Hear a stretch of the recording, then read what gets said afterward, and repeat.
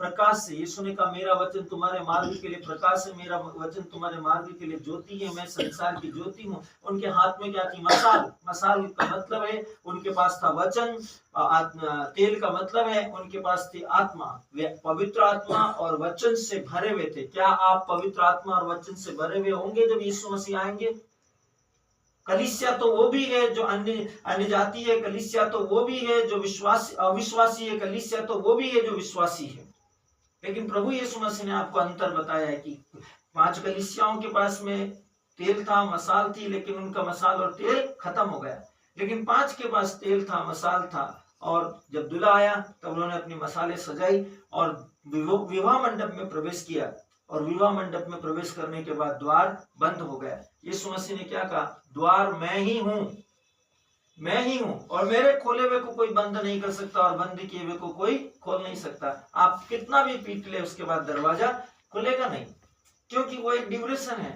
जो कोई उस समय तैयार होगा, आप बैंक जाते हैं या ट्रेन में जाते हैं या आप किसी रेलवे स्टेशन पे होते हैं, आपके पास टिकट है, आप ट्रेन में चढ़ जाते हैं।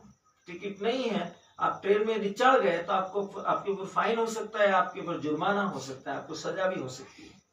सोचिए, आपको चीजें समझ में आ जाएगी। परमेश्वर के वचन पर ध्यान दीजिए। ये समय नींद से जागने का अब वो समय नहीं है कि हम अपने ध्यान अभी हम सोचे कि यीशु मसीह के आने में और कुछ समय है और बहुत साल है। नहीं मेरे प्रियो, बाकी आप सबके ऊपर डिपेंड करता है, आपके विश्वास की बुनियाद पर डिपेंड करता है, आपके हृदय पर डिपेंड करता है, आपके मन पर डिपेंड करता है। हो सकता है आपको लगेगा कि अरे ये ब्रदर की उम्र क्या है, इनको क्या पता, इनसे बड़े बड़े लोग पढ़े हैं। नहीं मेरे प्रिय, परमेश्वर का वचन कहता है उसने ज्ञानियों और समझदारों से छुपा कर निरे मूर्खों पर अपने वचन के रहस्य के भेदों की बात की है, उन पर प्रकट की है। परमेश्वर ने हमेशा परमेश्वर के वचन के अनुसार उन लोगों को जो संसार की दृष्टि में नगण्य थे, उन पर राज्य के भेद प्रकट किए हैं। परमेश्वर आपको आशीष दे, इस बात को समझने का हियाव दे, अनुग्रह दे, बुद्धि दे, पवित्र आत्मा की कृपा प्रदान करे कि आपकी आंखें खुल जाए, आप सत्य को जाने और सत्य आपको आजाद करे। धन्यवाद परमेश्वर, इस सुंदर समय के लिए आप महान हैं, आपके जैसा कोई नहीं है।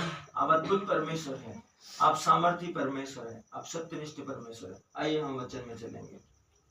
स्तोत्र भजन के द्वारा हम परमेश्वर का भजन गाएंगे। स्तोत्र भजन 140, बचाव के लिए प्रार्थना। प्रधान बजाने वाले के लिए दाऊद का एक भजन। हे यहोवा, मुझको बुरे मनुष्यों से बचा ले, उपद्रवी पुरुषों से मेरी रक्षा कर, क्योंकि उन्होंने मन में बुरी कल्पनाएं की हैं। वे लगातार लड़ाइयां मचाते हैं, उनका बोलना सांप के काटने के समान है, उनके मुंह में नाग का सा विष रहता है।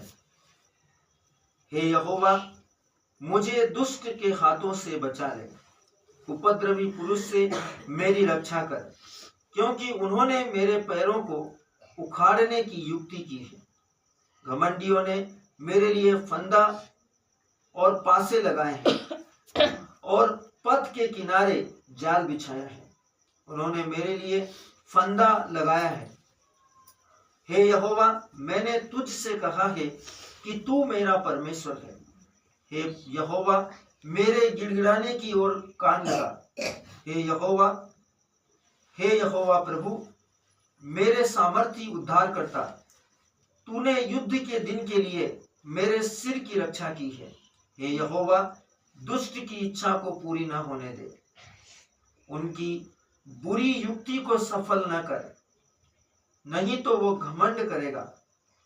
मेरे घेरने वालों के सिर पर उन्हीं का विचारा हुआ उत्पात पड़े, उन पर अंगारे डाले जाए, वे आग में गिरा दिए जाए और ऐसे गड्ढों में गिरे कि वे फिर उठ न सके।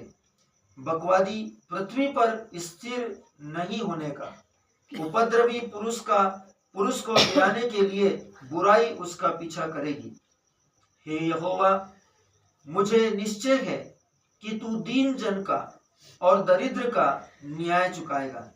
निस्संदेह धर्मी तेरे नाम का धन्यवाद करने पाएंगे, सीधे लोग तेरे सम्मुख वास करेंगे। हालेलुया।